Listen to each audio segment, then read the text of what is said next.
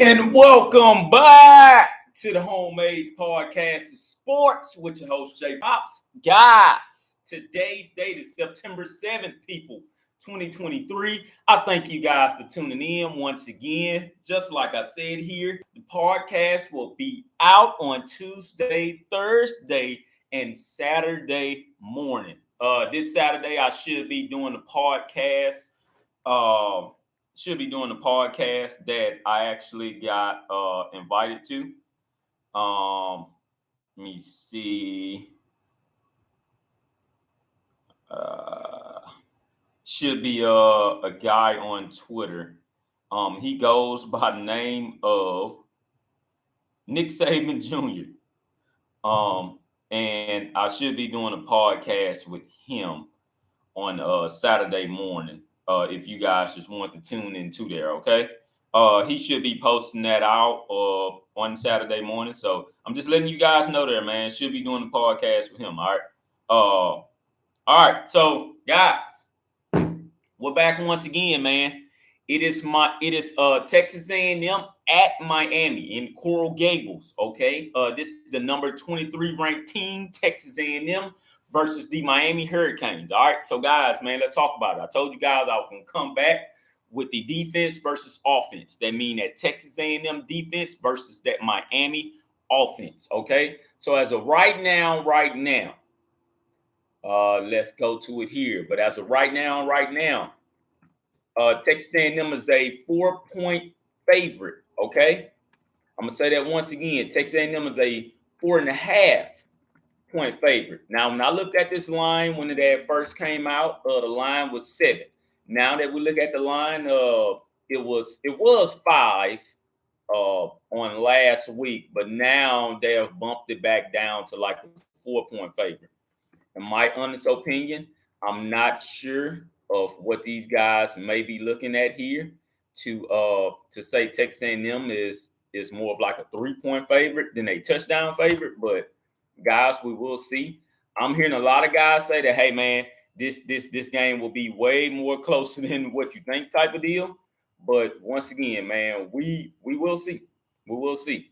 But as of right now, so total defense wise, and of course, I'm going to go through and tell you guys why, I have A&M winning by a predicted score here of 41-13. Yes, I said it. I have them winning by a predicted score of 41-13. All right. So as of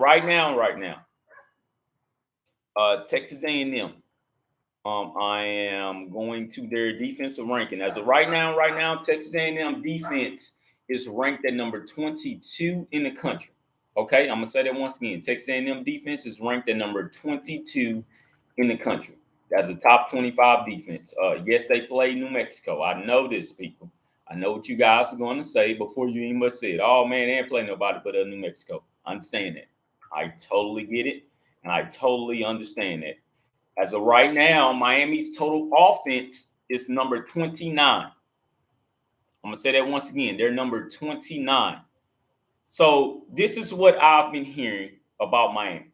And a lot of people are picking this game to be very, very close. Me, I'm not one of them.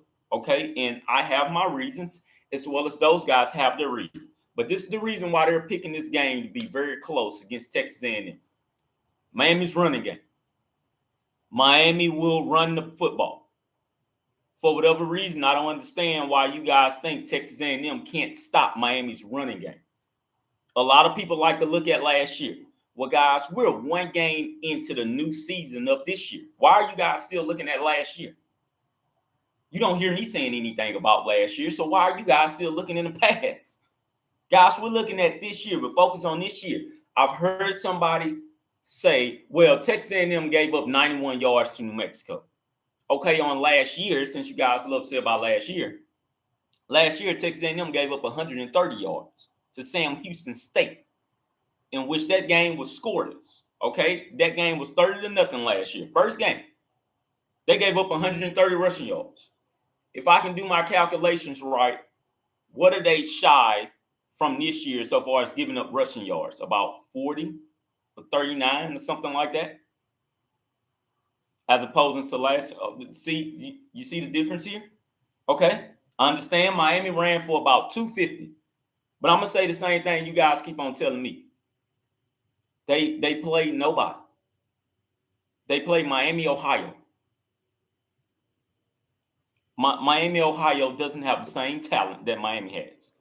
So I was watching the game. Of course, I'm gonna do my own analysis. So I done a film breakdown on Miami, and I looked at it and everything, and I listened to the commentators. Yeah, man, but they continuously tried to say Miami, Ohio has all these returning starters coming back though. If you're gonna say that about how the way Miami looked, and that's the reason why you're propping them up, and I'm going to say this about Texas A&M. New Mexico had about 41 transfers come in there. Same thing with Miami. They had about 20 something transfers come in there to their team. All right. I'm not saying that's a good thing. I'm not saying that's a bad thing. But all I'm saying is this here. If you're going to give Miami credit for scoring 38 points against uh against Miami, Ohio, and that's impressive to you, and you're telling me that Texas A&M did not look impressive at all, and you're still questioning whether Jimbo is going to be calling plays about Petrino, then all I can say is that, man, you're speaking blasphemy at this point. All right, and you're speaking something that clearly doesn't make any sense at all. All right, but anyways, let's get back to why they continuously say the game will be close. Everybody thinks Miami is going to run all up and down Coral Gables on Texas A&M's defensive line.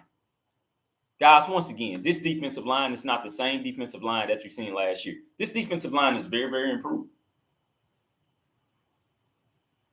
Well, what about the offensive line with Miami? That offensive line with Miami is very improved. So you're talking about two sides of the ball from two different teams and where they're very much improved. That's the same defensive line that Miami faced last year. And they got I think about 135 rushing yards or something like that, if I can remember correctly, on last year against Texas A&M. Guys, you're not going to get 100 yards this year. I'm going to say that once again. I'm going to say that boldly, and I'm going to say that confidently. You're not going to get 100 yards rushing this year. So where does that leave you? Tyler Van Dyke. Can Tyler Van Dyke win this football game for Miami? From what I seen on last game, and this was probably just a game plan, Tyler Van Dyke didn't really have to do anything. But then again, Tyler Van Dyke threw one interception. Connor Wingman did not. He had 5 total touchdowns and probably could have had more if those defensive backs for New Mexico wasn't holding the wide receivers. Clearly.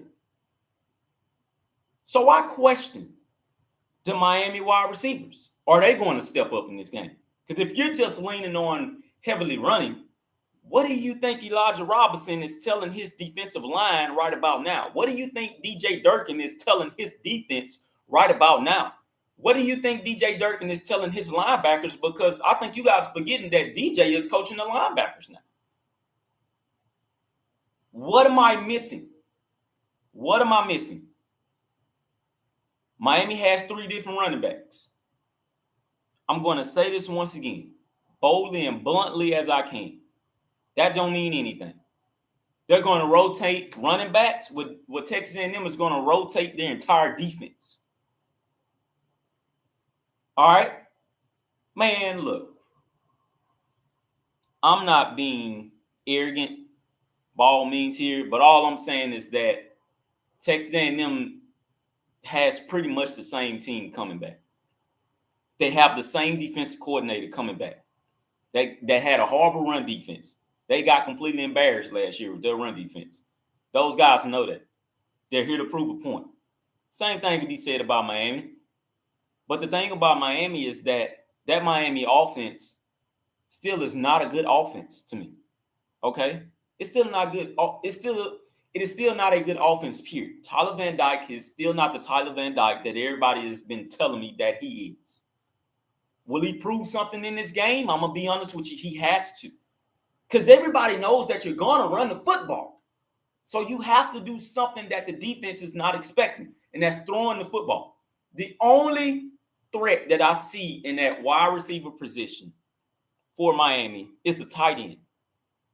That's it. That is it. Okay. So let's talk about once again this defense against this Miami offense. So as of right now, Tyler Van Dyke, and we're just looking at this here. Tyler Van Dyke, QBR, and we're just talking about total QBR. Tyler Van Dyke is number 44 in the country. Number 44.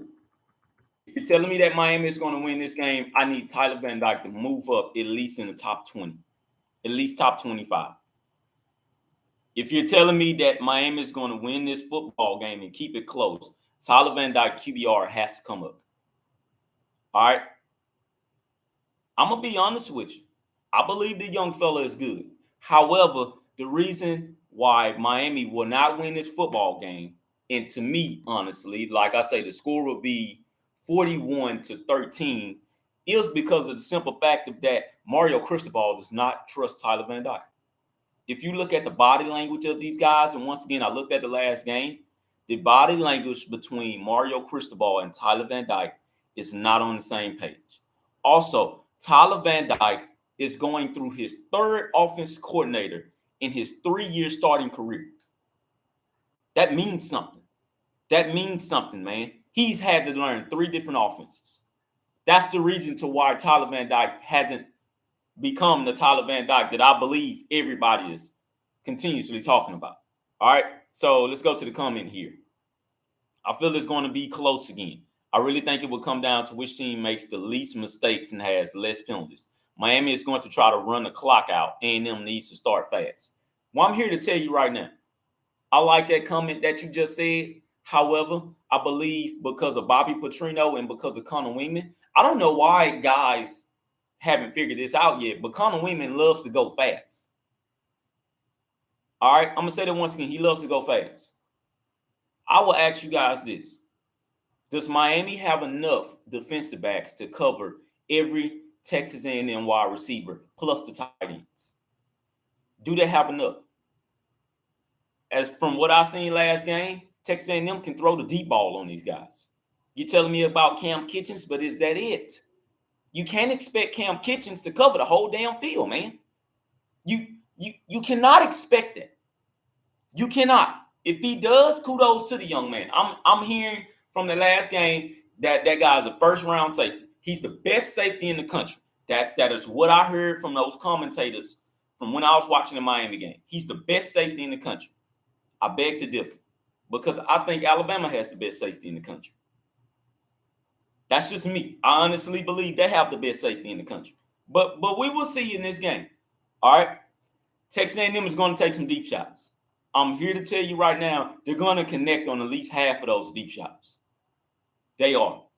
Those same wide receivers that you've seen play against New Mexico, those will not be the same wide receivers in this game. Not all of them. Noah will be out there. Evan will be out there. Please tell me who can cover Evan Stewart. Tell me who can cover Noah. You guys haven't even seen Moose Muhammad. Moose Muhammad didn't play in this game last year. Evan Stewart didn't play in this game last year. Noah Thomas really didn't play in this game last year. The tight end, Jake Johnson, he didn't play in this game last year, and this guy is going to have a breakout game in this game. I think a lot of you guys aren't paying attention to that. A lot of you aren't. But once again, I believe Texas A&M's linebackers will be good in this game. I honestly believe that. I believe Shamar Stewart would do his best to have a breakout game. That's on the defensive line. I believe Walter Nolan and McKinley Jackson won't let anything run in between them. It depends on that offensive line in Miami. Don't get me wrong. It depends on that. Can they get pressure on the quarterback? I think this game here, you see these guys get a lot of sacks. I honestly do. Now, if that does not happen, then okay, fine. But I believe they get pressure on that quarterback, man. Tyler Van Dyke will at least throw one interception in this game. And that could be the turning point for the entire game. Who knows? I know a lot of people want that first interception from Connor Wingman, but I don't believe Connor will throw an interception in this game. I honestly don't. A lot of people are going to want that because they've been waiting on that for a while now. But Connor is accurate, man. He's accurate. I heard a lot of guys say, oh, man, them throws ain't going to work against us. Guys, come and play the SEC competition. If you're telling me that those throws aren't going to work on you all, but going to work on SEC competition because of what you've seen from LSU, then you got another thing coming. All right. So I will honestly say that. But I believe the linebackers will have a good day. And I believe that defensive line will have a good day. Okay. I believe the cornerbacks step up to the challenge. But I can't find the wide receiver on Miami that scares me. Their tight end, he scares me a lot. All right. That's what I will say. You guys need to watch the tight end, but they're going to use them heavily. But as soon as that defense locks down the tight end, okay, who else can you go to in this game? That's what I'm saying for the Miami offense. They're going to run the football, period. They're going to run to the outside edges like they done on last year. I believe A&M has an answer for that. I believe they honestly do. They have an answer for that. I'm not doubting Miami to be good going forward. This game does not dictate Miami's season. So you guys cannot think that. But once again, I'm going to take A&M to cover the points. And I'm going to say this game will go over. All right. Once again, I'm going to take A&M to cover the points. I'm going to say this game will go over. Please make it bets now. Last year, I was a season too early. This year, way more confident in what I'm talking about. All right. So I love all of you guys. Once again, thanks for tuning in to the show. Thanks for tuning in to the show. I'm sorry.